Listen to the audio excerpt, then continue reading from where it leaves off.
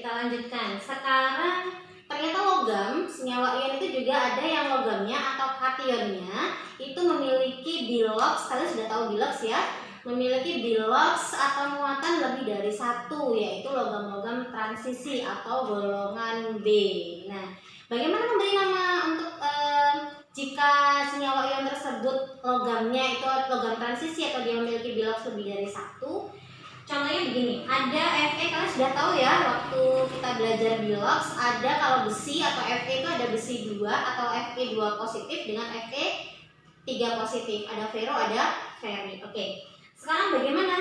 Jadi kalau untuk memberi nama, untuk kalau dia kationnya atau logamnya itu punya bilox lebih dari satu, maka namanya adalah setelah nama logam itu tanda kurung atau tutup apa?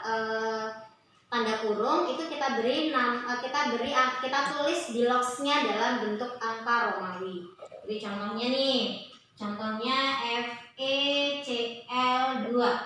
FeCl2.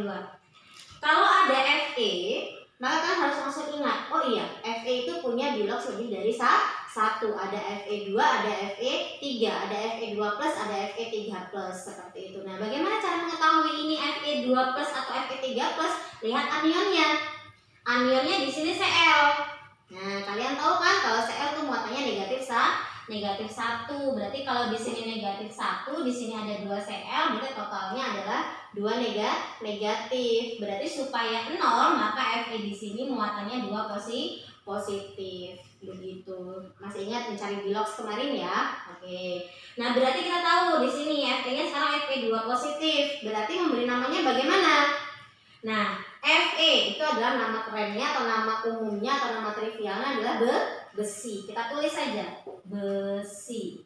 Besi, tapi jangan lupa karena dia muatannya 2 plus atau biloxnya 2 plus 2, berarti di sini setelah besi kita tulis angka Romawi 2 dalam bentuk angka Romawi besi 2.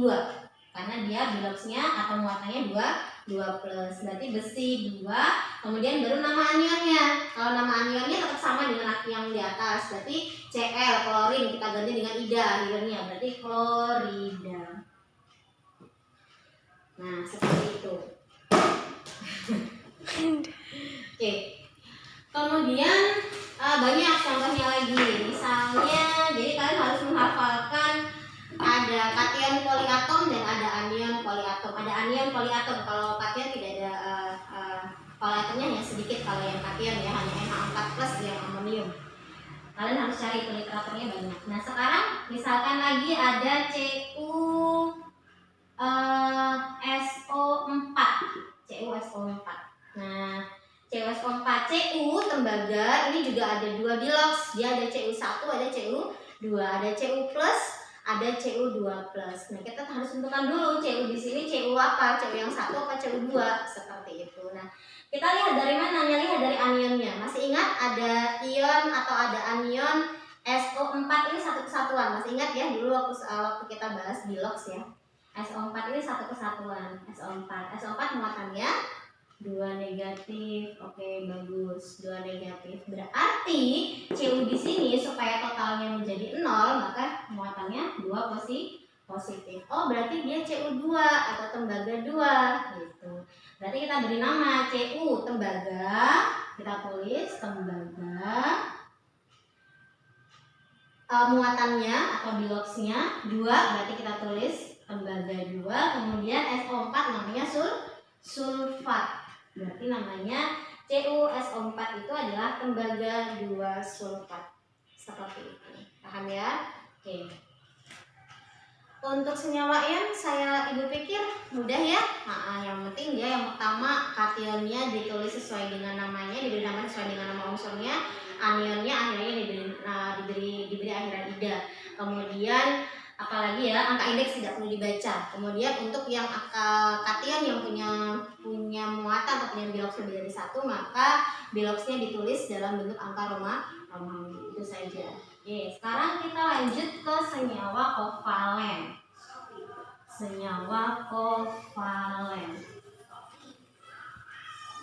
Yang B itu adalah senyawa kovalen. Nah, agak berbeda dengan senyawa ion. Kalau senyawa tata nama atau memberi nama pada senyawa kovalen itu angka indeksnya, bedanya adalah angka indeksnya dibaca. Jadi kalau senyawa kovalen itu kan non logam dengan non logam seperti itu. Nah, jadi kalau misalkan dia pemakaian bersama pasangan elektron. Nah, contohnya apa kemarin? Kalau angka indeksnya dibaca dengan bahasa Yunani mono, ditri, tetra, penta, heksa, hepta, okta, nona, dan deka. Jadi kalau 1 itu mono, 2 itu di, 3 itu tri, 4 tetra, 5 penta, 6 heksa, 7 hepta, 8 okta, 9 nona, dan 10 deka. Nah, tapi kalau jumlah atom yang di depan, unsur yang di depan itu 1, itu tidak perlu dibaca mononya. Contoh, ada senyawa CO. C itu golongan 4 ya, non logam. O juga non logam, berarti dia adalah senyawa kovalen. Nah, jumlahnya ini berapa? C itu 1. Nah, O-nya juga 1. Berarti bagaimana, Bu? Nah, kalau 1 itu yang di depan, maka mononya tidak usah tambah dengan mono. Tapi kalau unsur yang kedua, walaupun dia 1, itu mononya harus tetap dibaca atau harus tetap ditambahkan mono. Jadi C ini di sini karena dia unsur yang pertama, dia 1, maka tidak perlu tambah mono, cukup namanya saja. C itu karbon. Tulis karbon. Nah, tetapi kalau unsur yang kedua ini juga sama-sama 1 toh, 1. Tapi kalau dia unsur yang kedua, maka harus tetap ditambahkan mononya walaupun dia cuma 1. Berarti 1 di sini ada 1, berarti mono. Mono ini adalah oksigen ya, kita beri akhiran ida berarti oksida. Berarti monooksida atau kita singkat dengan monoksida. Seperti itu. Ya.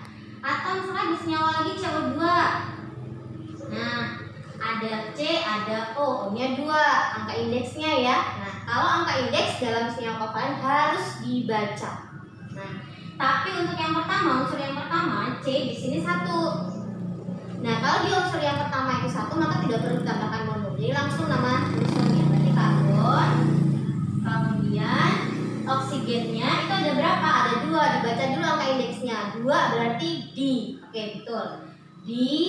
Kemudian oksigen akhirnya kita ganti dengan ida, maka oksida. Berarti namanya karbon dioksida.